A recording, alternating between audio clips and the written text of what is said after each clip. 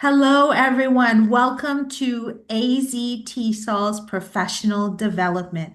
AZTESOL stands for Arizona Teachers of English to Speakers of Other Languages. And we are very excited about today. We have a very special guest. This is an AZTESOL board member, and this is Nesma. Nesma, would you like to share a little bit about you? Of course, could I share my screen? Sure. Okay,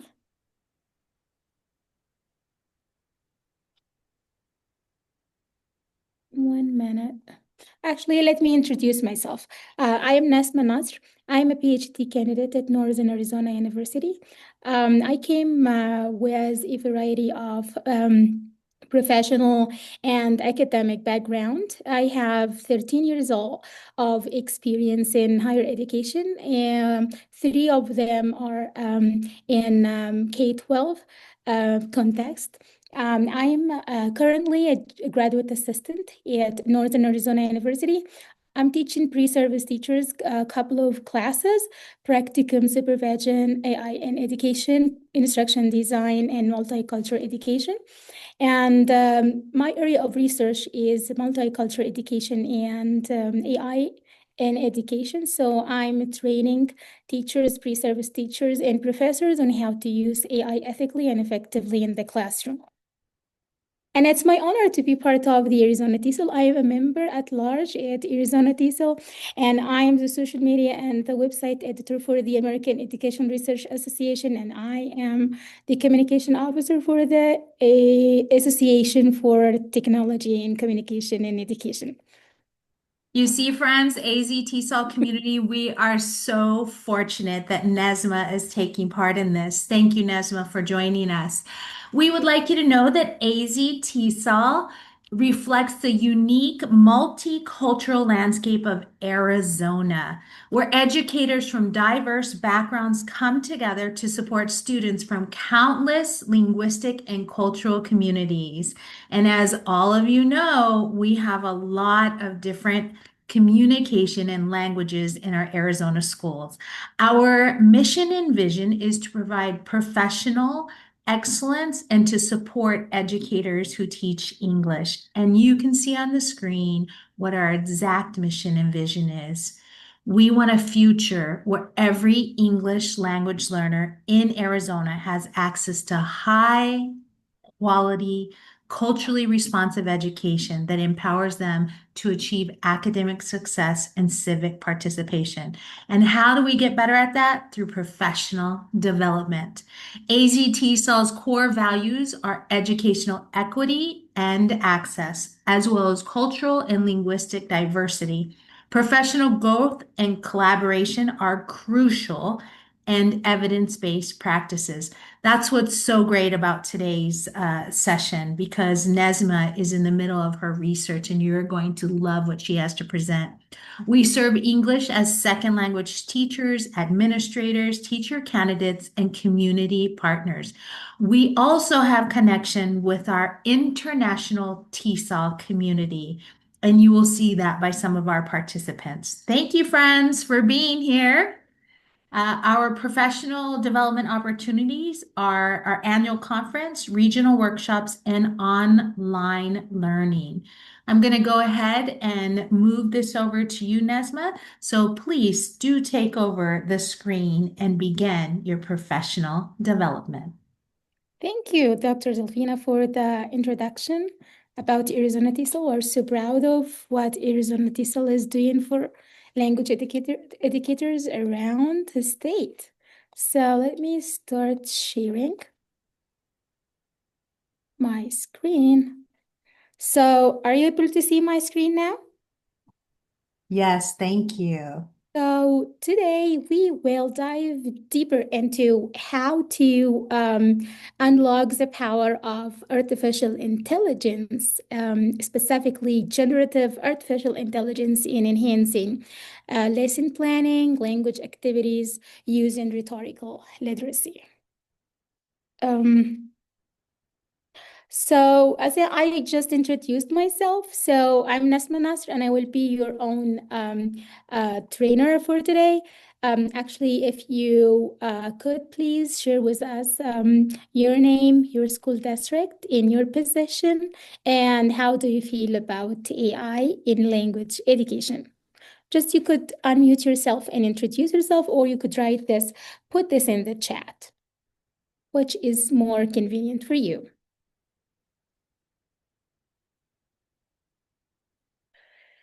We only have Dr. Pleman. So please go ahead. Let us know about you. Thank you. Well, I'm coming to you from Toronto, Canada. I teach English for academic purposes. I've been researching and engaging with generative AI in the context of my courses, and I was lucky to have participated in the training that you offered. And I think it's an ongoing process, and we're all learning. So I'm really excited to be here and to learn more about how we can develop our critical AI literacy in the context of our courses. Thank Thank you. you. Sorry, Nesma, I want to add that we are so lucky that Dr. Plemon is joining us today because he is also in the mix of scheduling a professional development for our AZTSOL community. So thank you, Dr. Plemon, for also preparing to share with the AZTSOL community. And welcome all of our new friends. Please be sure to add in the chat any questions or comments that you may have. Thank you so much. So just please introduce yourself if you can. Write your name, your position in the chat. And let me dismantle what are we gonna to do today. So AI is around for years, like from the 1950s. Dr. John McCarthy just invented the term of artificial intelligence. But why now in 2025, AI is like around everywhere? What happened? What happened through this time? What brought generative AI to the top and the top tier hot topic today? So what we will cover today is actually it should be like how to use AI in enhancing to enhance lesson plan and language activities. We could not do that without a little bit of a background about what is AI, how it works, and also what are the ethical issues and what we need in order to use it in a more ethical and sustainable way. So here is what this is our agenda for today. So, as I told, because AI is around since 1957, what brought it back to the top tier as a hot topic is that there is a sort of big data, there is a high speed of internet, and also because of the invention of deep learning and neural network and autoencoders, like some sort of technical technology that is able to create human-like content. So we were not able to just differentiate between a text that is written by a human being and a text that is written by AI. The other special thing is that you don't need to be a data analyst or a programmer, so you are able to write HTML or Python language. So it's more of a friendly human being language. You could use your normal language, the English language, the Arabic language, the French language, any human language in order to get what you need from AI. So this is the difference between generative AI and AI in general. So, and here is a little bit of a diagram, like a figure that shows what's going on. If you can see here, the natural language processing, which is like what made AI a very simple thing to use, because this kind of neural language processing is a type of language that transforms our own language into the language that AI could understand. So there is no need for programmers now.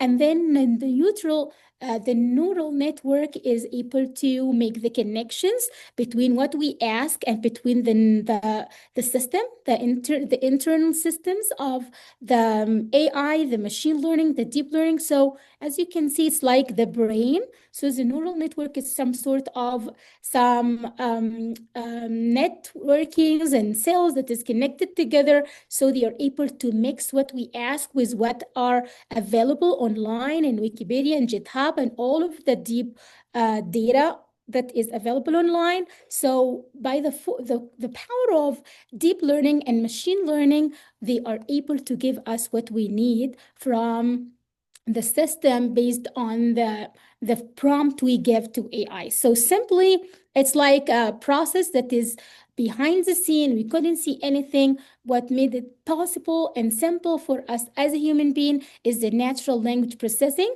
that is helping us to write our own language, and the system is able to transfer it into HTML or programming language. So it's helping us to have our responses more specifically and simply. So next, here is also a simple figure that shows what's going on.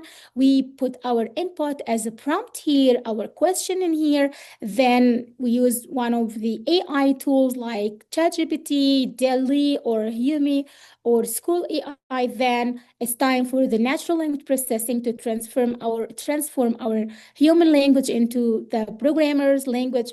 Then the system, the deep learning and the machine learning's role is able to get our data from the knowledge base from GitHub and all of these sources, and then we are able to have our responses back to us in a human language. So simply, this is what is happening around behind the scene. So for us as language educators, we need to know what are the opportunities that generative AI is offering for us, and also what are some of the limitations. Actually, for multi-language learners, ESL students, generative AI changed the game. Now, because some of the ESL or the foreigners or EFL learners or learners who are from non-native English speakers countries, they were like finding some issues and some hurdles to find the fluent or the more knowledgeable competent speaker to practice English with. So now AI offered this through multiple platforms like the audio and video and the Notebook LM. They are able to listen, interact, and have conversations with native language speakers because AI is offering such a feature in their own models. Also, AI is impacting diverse learners. Some of our learners are dyslexic or have some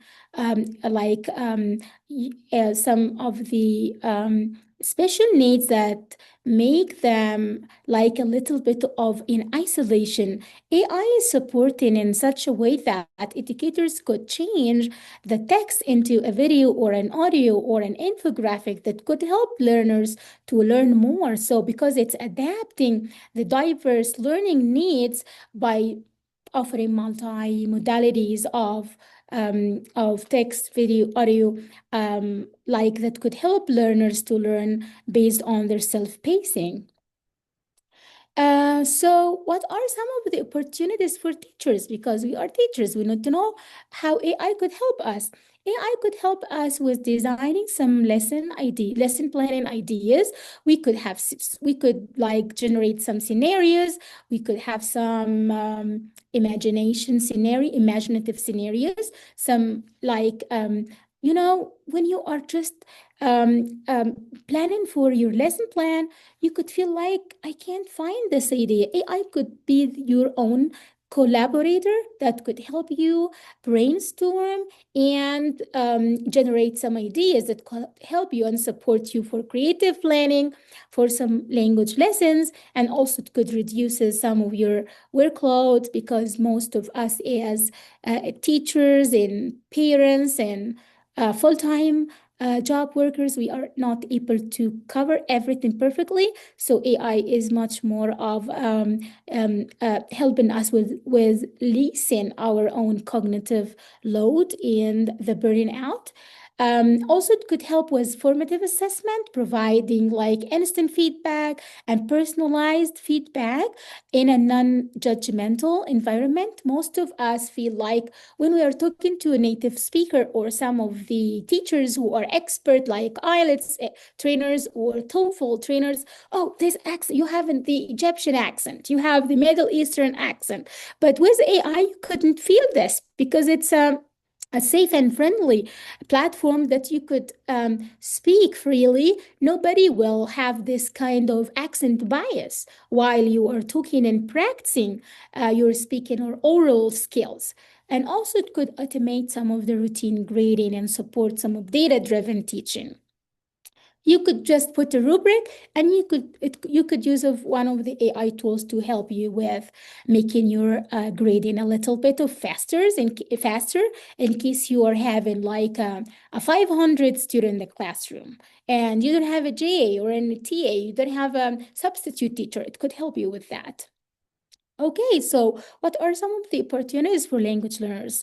I just framed this in our recent published study that AI is a more knowledgeable other. It could be the more competent partner or the more skillful partner that you could be able to practice your oral like skills. You could have the strategic sociolinguistic competence increased while you are using some of the AI tools because you are you don't feel anxiety. You are getting rid of such of like feeling like shaky or shy. It could help you get rid of some of the reluctant factors related to language learning. It could provide some corrective feedback when you are speaking, like you could have ChatGPT or one of the Gemini or one of the AI models to be the skillful partner that you speak in. Okay, you give some instructions, and the model is able to give you some feedback based on the criteria you put ahead of the time before you start the practice. And also, it could encourage confidence and motivation and natural communication skills because some of us feel like reluctant because I'm scared, I'm a little shy that someone could judge my accent, but you could be very welcome to use one of the AI models like Character AI to do the practicing of the oral language skills. So, uh, what these are some of the opportunities. How about some of the ethical challenges? We couldn't just put AI as a perfect thing. AI came with tons of opportunities, and at the same time, it came with tons of ethical challenges. And some of the ethical challenges could be the academic integrity. In English language, and all the languages are affected in a very massive and humongous way because writing is one of the most negatively affected skills in languages because AI is able to write a fluent and a more perfect and a more smooth language, academic writing, professional writing, and also like natural language. You could feel like it's a human writing. You couldn't differentiate between is it written by my students or by AI model. And even all of the AI detectors are not reliable because AI is evolving every day, and there is many advanced way they put for the tokens that could make the language seems like human. In addition, hallucination is one of the big issues with AI because AI sometimes it gives you wrong data. It makes up some data and some information to please you because there is no encoder into the system that could tell you, no, I don't know. No, it is designed to please you. So in order to please you, AI could make any could make any answer for you. So hallucination is like when you are unaware and you give someone any information they need. It's like a librarian. They don't know anything. Once you tell the librarian, I need this book, without specific attention, the librarian could give you the wrong book. So you have to be more cautious and review that. Reliability as well. We could have content generated by AI, but how about the references? Is it copyrighted? Who wrote this? Maybe AI just mix and max and match it and then give it to you. So we need to be more reliable. When we use the AI data, we need to make sure it's validated and it's reliable. It's not violating the academic integrity. Bias is a big issue in AI because it's trained on big data. It just gave you what is available. So the bias could be internal and could be out. It could be external and internal. We could be biased when we write our prompts. We could write a prompt that is based on our own convictions and perspectives. And also, the bias could be from the system because, it's trained on a specific data. We don't know who owns the data. We don't know who owns the data and who feeds the data.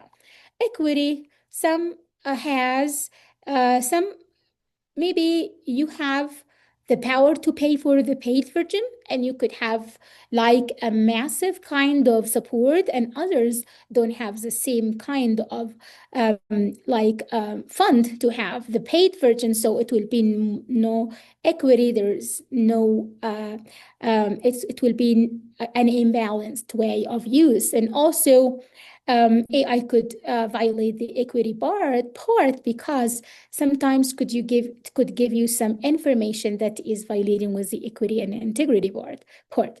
Accessibility also, it could help you with it could help some special needs learners, and at the same time it could be hard to be used by other learners for specific needs. And also some of the non-native English speakers who have specific languages, like the Navajo people, like they have the Dene language, they couldn't have access to some of the AI models because they are not supported by their own languages. So some of the native languages, original languages are not they are not trained, that the AI models are not trained on, so people are not able to have access to AI tools to do this. Privacy, we should not share any private information with AI because we don't know who owns the data and when it will be released. So it's like a data colonization. So it's a big thing that we don't know who owns the data and what they will do with that. So privacy is a big issue, and data security also is a big issue. Sustainability and environmental impact.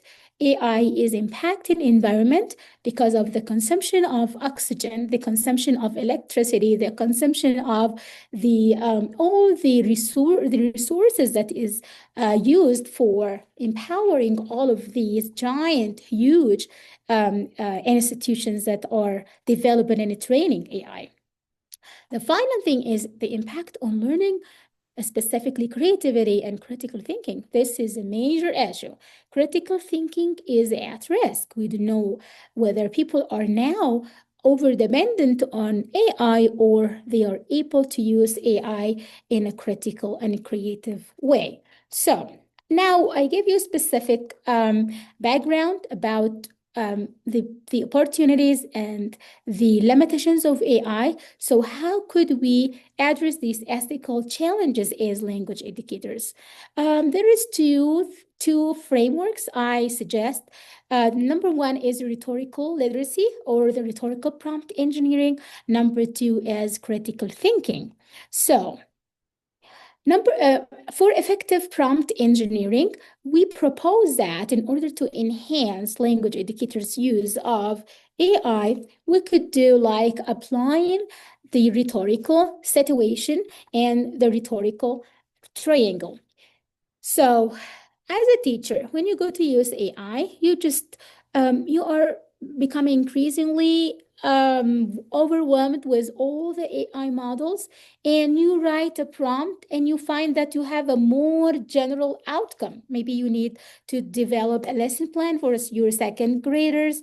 So you just give me a lesson plan for my second graders about maybe you're teaching reading comprehension class. Maybe you're yeah, uh, like maybe you're talking about Halloween, you're talking about Thanksgiving, maybe some of the sixth traits for the fourth grade. So you need some sort of help with that using AI. So how can you use AI to better meet your own students' needs, as like applying the universal design principles in your lesson plan activities? So here, this is just a simple question for you. Which which of which one of these two prompts you feel are more to the point and will give you a better answer, a better response from the AI model? We have prompt number one and we have prompt number two. You could unmute yourself and just share with us. So which one will give you more specific answer or more contextualized answer, and why? Why do you think that? What do you think so? I see a hand up, Nesma. Oh, go ahead. So obviously it's number one, but I'm also thinking that now the bots are so intuitive that even if your prompt is not that effective, if you just add a sentence in the end, tell me how to improve my prompt, it will come back with the answer that you're hoping. Still, I think we need to have a role, a context, a specific task, and maybe an example. So I think prompt number one is the answer you're looking for. Of course, actually, you are correct. Prompt number one is more of detailed, it's more of specific. It gives the AI model some sort of first-hand um, um, outlook about what you need in general. But the second one is more general, like when you go to the librarian and you tell the librarian, please give me a book about mathematics. So the librarian could give you any book about mathematics. But what if you give the librarian the name of the book and the name of the author and the issue of publication and the publisher? So the more you are specific with AI, the more you will get also a specific contextualized response. And this does not mean that that's enough, because it's a source, it's a process, so it's an iterative process. So based on that, So I had go a ahead, Dr. Delfina. So I had a question, and probably you're going to dive into this, Nesma, but what I Yes. was wondering is, I'm the kind of person when I put something into the AI, I'm not a really good question answer. I'll put one thing and I'll be like, oh, that's not what I'm looking for. And then I'll ask again. And next thing I know, I have 6 pages of responses because my questioning wasn't very clear. So, my question to the community, including yourself as an expert, is do you have an idea for kind of like, how we do scaffolding and we create sentence frames, things like that? Do you have a general fill in the blank template or something like that that could be used to create a good prompt? Yes, this is exactly what we are here for today. This is the rhetorical literacy. Just why rhetorical literacy could work here? Because if we compare it to when we are writing a paragraph, you have to think about what are you writing this paragraph for? So the purpose of the paragraph. What is this writing for? Is it for academic purposes? Is it in general? Is it for an assignment? It is for a grant? The purpose. And also the audience. Who are your audience? The audience is your instructor or the people online or the people who will give you the stakeholders who will just approve the grants. So you need to be more specific. You need to put we call it the rhetorical situation. It's a writer. Who are you?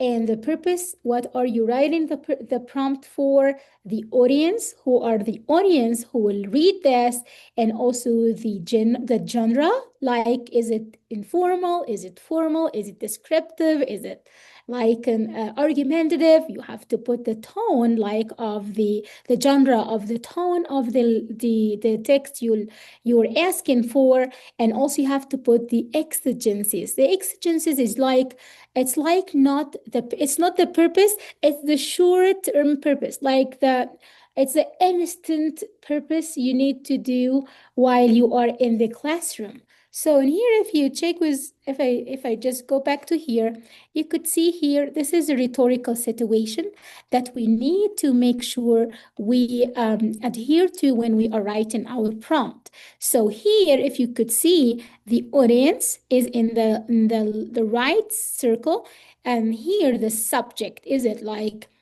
you are writing for a grant, or like a post for YouTube, or a post for like you are an influencer, you need it to create a content for TikTok. And also the writer, who are you? I am.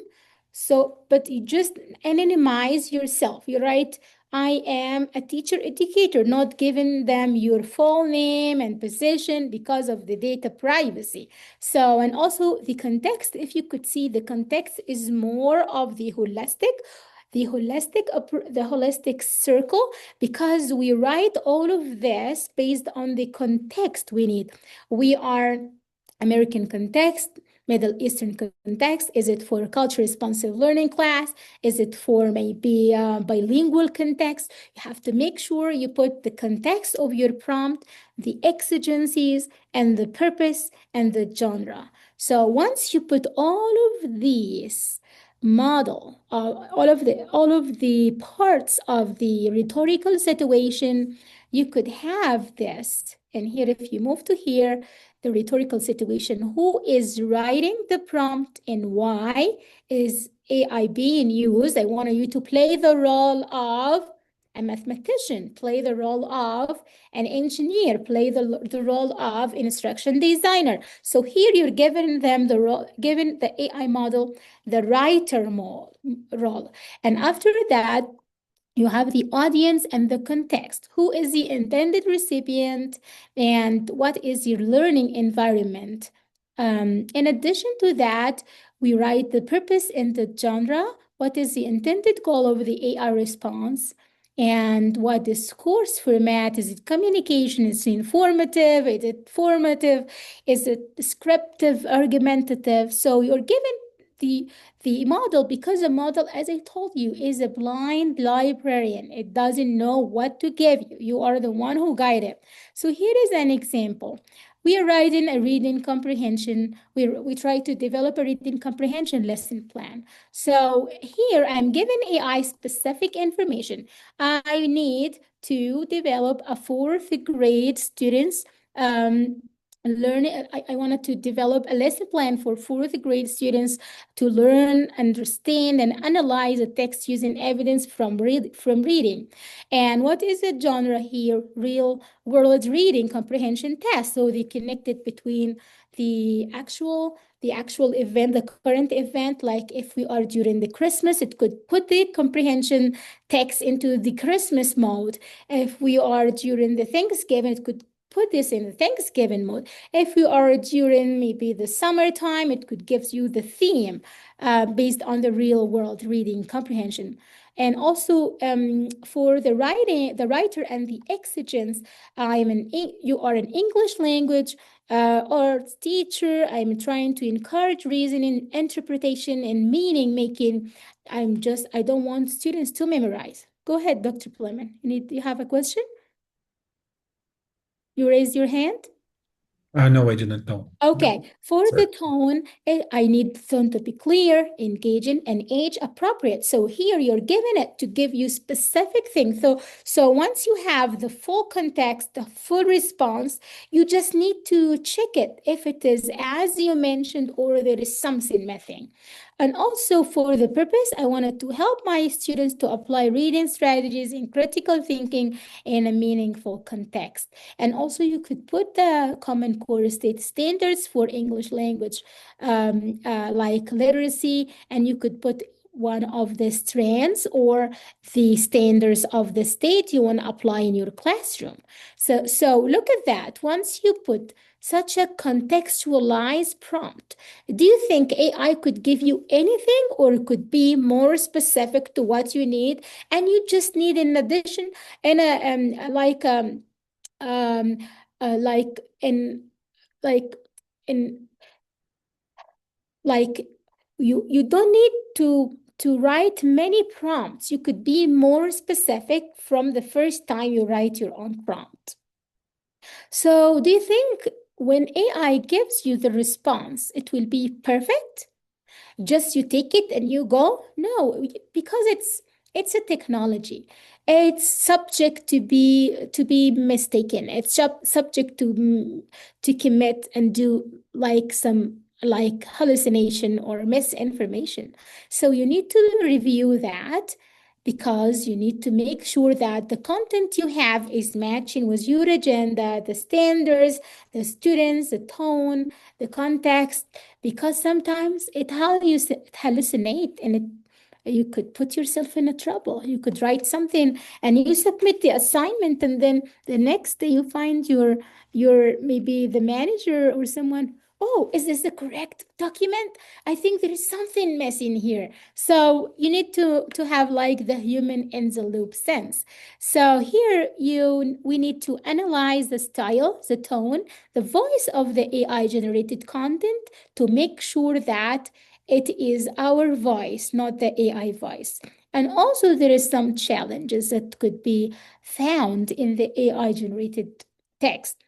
Number one, AI generated text may be inconsistent, may be biased, and may lack some of the depth because it may be flat and shallow information. Because the librarian, when you give the librarian like a request, it just gives you the most closer to him from the shelf. So you need to do another sort of review in case you could find the specific thing you need. Inconsistency in the tone. Maybe you ask it for a formal tone and it gives you an informal tone. And also it could be more repetitive. It could repeat many of the things that is usually around, because as you know, AI is predicting.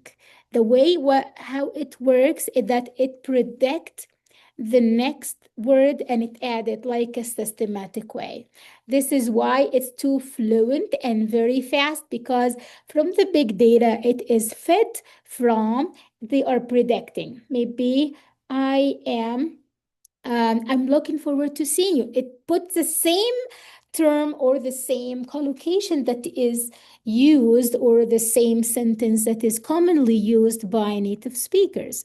So it could be repetitive and simplistic. Insufficient originality, because AI is not inventing, it's making up things from mixing what is currently available. So if you're like a scientist or a STEM teacher, you do not expect that AI could give you like this niche idea, because it depends on what is available. And if you wanted to give you a niche idea or a brand new idea to invent something, you have to feed it with what you have, because you are the one now who is training the model. Unintended persona, sometimes it could give you something that is not like matching or suitable for your grade level. Misalignment with purpose, it could gives you something that is not related to what you have already asked for. So a double check is very important, and this we use this in human writing, like for proofreading. How about with technology? We need to have double blind review. And there is something that could inform such a review. We, as linguistics or language educators, we name it the rhetorical triangle. It's there for years. We evaluate the writing based on the ethos. Is it ethical?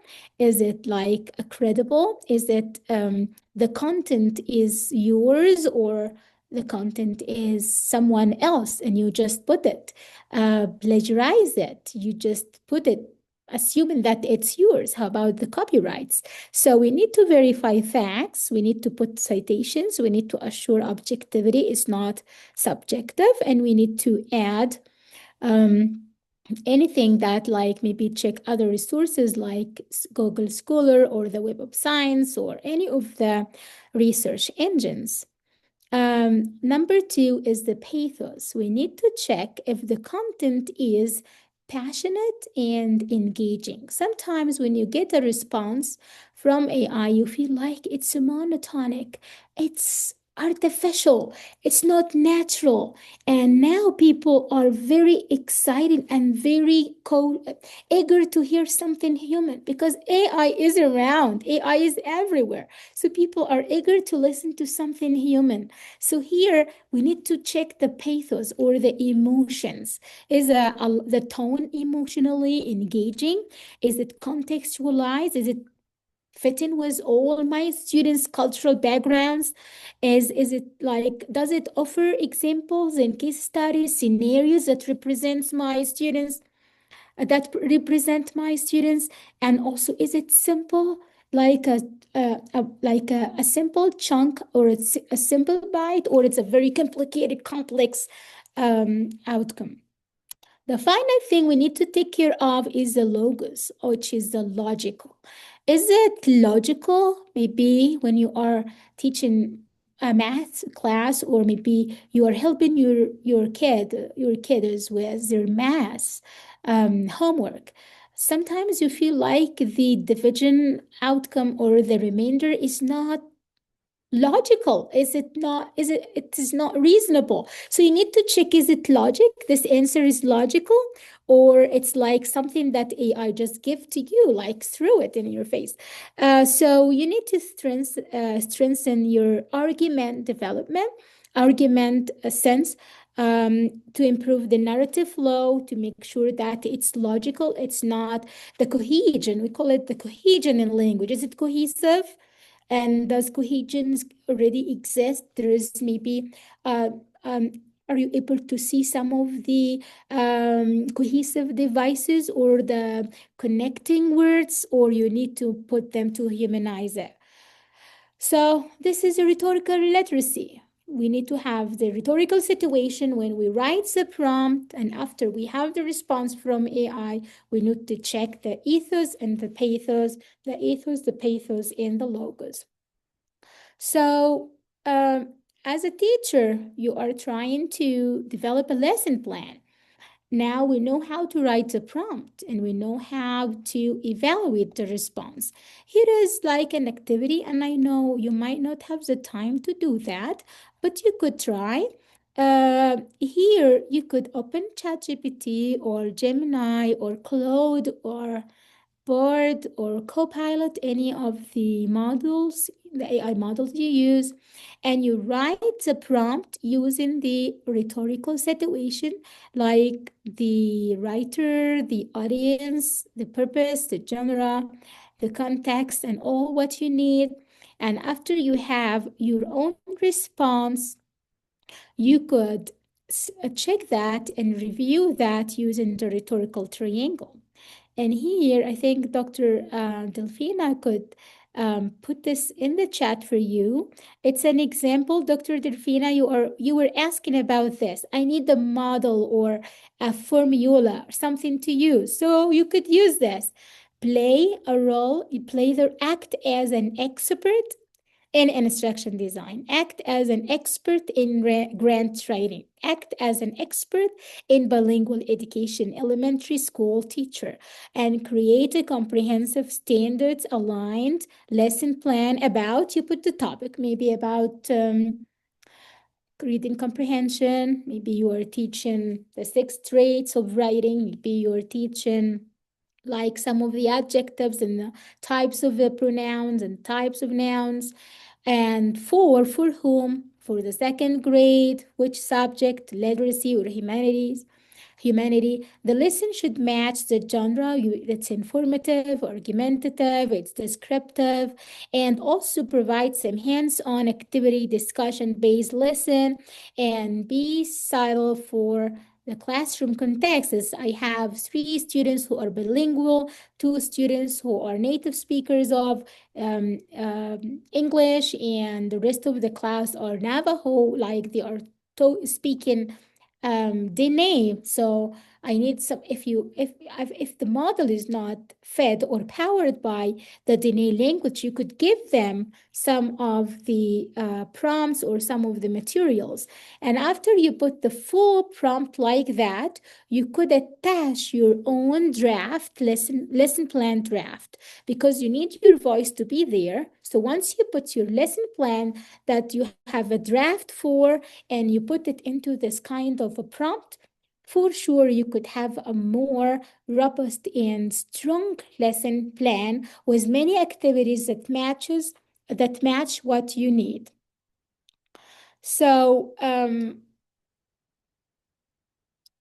so here is a scenario I used, like I wrote exactly who I am and what I need, and I put exactly the audience, the students and the number of the students, but make sure that you don't put names or any identifying information.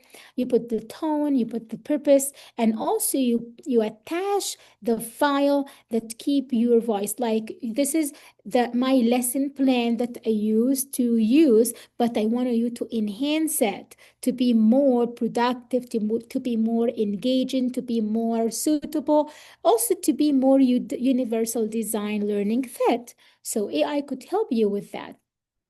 Once you have the outcome from the AI, I have here like an example that how AI could enhance your own lesson plan. And this is by using Gamma. Gamma AI is one of the visual PowerPoint presentation programs that could help you develop a more visualized, descriptive, professional, and eye-taking PowerPoint presentation for your class. It could develop some pictures for you, and it could help you put your lesson plan into a more of a visual presentation. And here are the steps. How could you use Gamma? Scan this barcode and you follow the steps. You sign in to you go to you scan this barcode and you go to Gamma AI, and you start from here. You could create new to create a project, and then you choose the input. Is it like a URL, a file, a PDF? And then you check the format.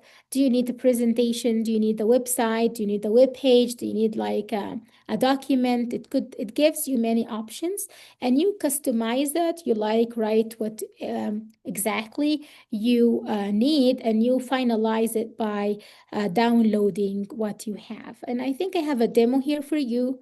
I think we have time for it. Do you hear? Are you able to hear the? No, I don't think so. There's Oh, no. you can't, yes.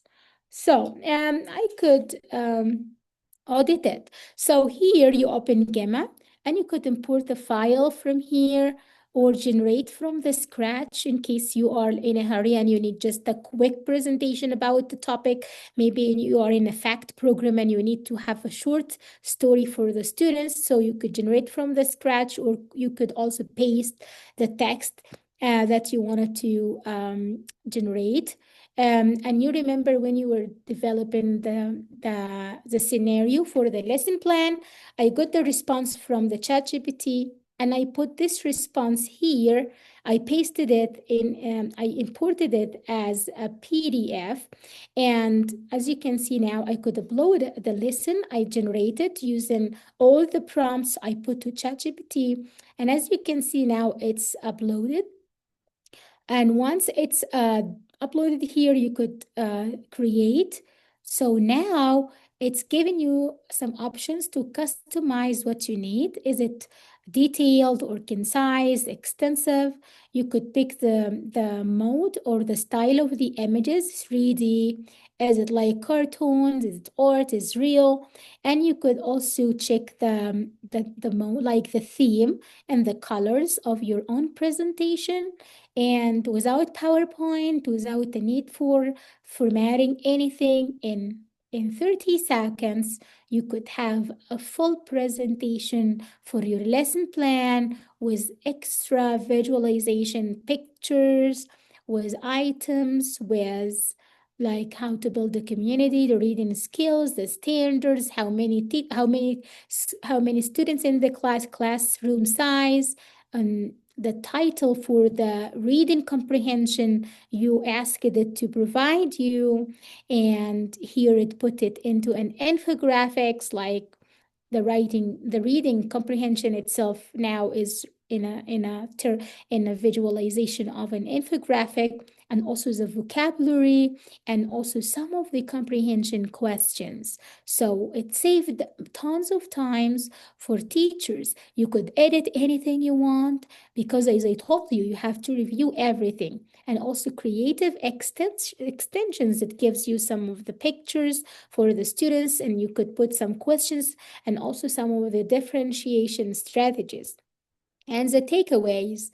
So, as a teacher, with this power that you have in your hand, you save tons of time in order to save this time for the more of the managing behaviors of the students. So this is one of the tools that you could use in order to enhance your lesson plan, making a visual presentation in the classroom. So another tool we could use is the notebook LM, because sometimes we don't only need to have a visualization. We have some students who are dyslexic. We have some students who are audio, they like to listen. We have some students who need some videos to watch. So we need to have a tool that could help us change the modality of presentation. So Google Notebook LM is a powerful tool to help you with that. How could you do that? You could put also the lesson plan you designed based on the prompt, and you apply it to Google Notebook LM.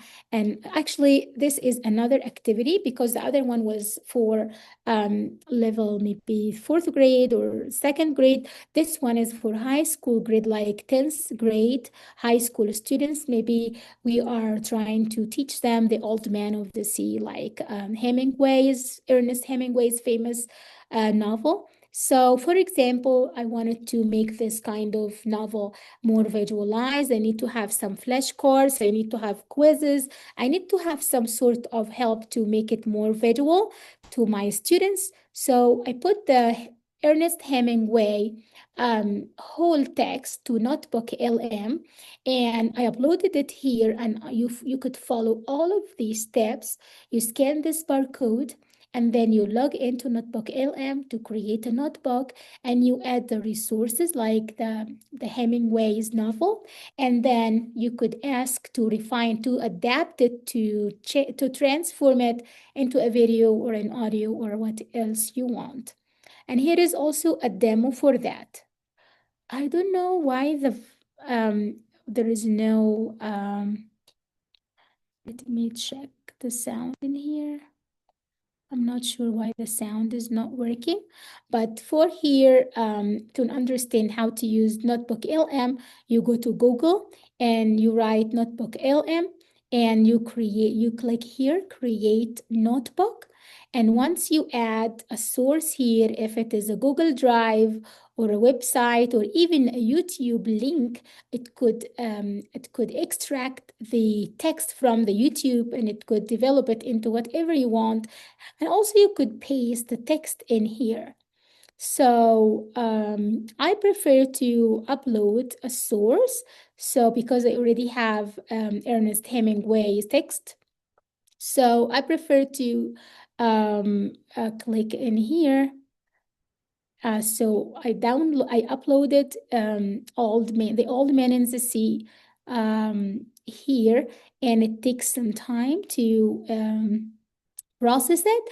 And as you can see on your right left, you could develop an audio, a video, a mind map, a report, flashcards, and also some quizzes.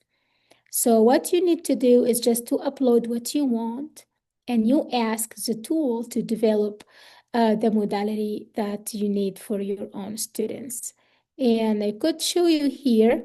It developed it into a video, a 6-minute video, and also it developed a mind map for the whole novel in just 2 seconds. I know, yes, Dr. Delfina, you raised your hand. We are almost there. Go ahead. Remember, I shared earlier about how my prompting is a little off? Well, Notebook LM is amazing, Yes, except when it recreates the video portion, based on whatever information it has, the actual output could be a little off. So, yes. my question is, are you aware of any way to edit the videos once they're actually created? Actually, this is one of the drawbacks of Notebook LM. You could not change it. You just develop. You could add many resources, not only one resource. And you could write in the resource. You could just put a prompt into the text before you write it, before you upload it. This is the only thing that you could have. But once you have the video or the infographic or the flashcard, you could not change. But as far as I know, because I'm using it, I used it a lot. It's not providing misinformation. It's the most credible and validated tool I use. It's more credible and validated than ChatGPT. So actually, I hope they could have this. They only have one thing that is new, that you are able to get in because there is a podcast format. So you could join the podcast because it gives you like a dialogue, a podcast between two interlocutors. You could join in between as a third interlocutor, and you could ask them. This is more of an interactive way, in like and instead of just sitting passively listen to the podcast, you could stop the podcast and you could click the magic. I think I have it here in this video. I will show you here. Look, if you check this, I'm not sure where. Oh, yeah. Yes, and here, if you put the audio overview, this dots on top, if you click it, it gives you the power to get into the podcast. You could just ask questions. You could get into the discussion. So it's more of a powerful tool for visualization. But till now, they don't give us a power or an option to get into to get and edit something that is already developed. So we are almost 2 minutes away. So the second thing that we could use is critical thinking. We have to apply our critical thinking while using AI. We should not be like the garbage in, garbage out users. You have the prompt, you write the prompt, and you have the outcome from AI, and that's it. No, the garbage in, garbage out is a big, massive problem because the users are passive users of AI. It's good to have the other scenario, which is a collaborative user. You ask AI and you ask more follow-up questions. You get into the discussion as an argument and you ask more questions. You add information. You add something from your own background. You match and you compare and contrast. So for that, there is a framework we developed that starts with the triggering event. You have an issue, you have a problem, you have a question you need to ask. Write it very clear, focused, and then you enter the question to the AI model, and after that, oh, not sure what. Yes. And after the triggering event, you have the exploration phase, which is engaging. Review the AI responses, ask more follow-up questions, and also ask for clarifications and examples. The stage number 3 is the integration or the evaluation. You compare the generative AI responses with your prior knowledge, or with your lesson plan you already developed, with some of the other sources that are actually and truly validated. You check accuracy, logic, and ethical alignment, like the rhetorical red triangle. And finally, you go to the reflection stage, which is the resolution. You contextualize the AI output to fit with your audience. You decide how to use it. Is it an audio, a video? You want to use it as it is, or you need to add some sort of a human sense to it, and then you apply it to real life the way it could work. So this is a framework we developed. It's a cognitive presence framework revisited for AI use, triggering event, exploration, integration, and resolution. And that's all what we have for today. And thank you very much for attending the workshop sponsored and uh, presented by Arizona TESOL. Thank you so much, Nesma, for all the information that you shared. There was so much content and knowledge that you've given to us. Friends, please be sure to do the workshop survey that Ms. Nesma has shared with us. We are excited about our upcoming AZTESOL opportunities. I just want to quickly remind you of the fact that AZTESOL is a membership-based organization. It's a nonprofit 501c3. All of the professional developments are in kind, and we're so grateful for what everybody brings to the organization. We have opportunities for volunteerism. We also have opportunities for the community to be able to get involved and make an impact with our community and our educators and English learners. And we don't have to be in person to do all this. I would like to just close with this last thought here that you are welcome to be a leader in the AZTESOL organization. If you would like to join the board or learn more, please reach out to secretaryaztsol@gmail.org and join our organization. AZTESOL is connecting and Yeah. empowering English language educators across Arizona. I'm so excited for our coming conference. Yes, in 2026. Yes. Thank you, friends, and we appreciate you staying over these 2 minutes. Please reach out to Nesma if you have any questions about AI, and know that Dr. Planin is coming up real soon. Thank you for joining us. He also Thank you, is an Dr. AI expert, Thank and we look forward to our next professional development in January 2026. Thank you very much and happy holidays. Happy holidays. Bye-bye. Thank you so much. Thank you. Happy holidays.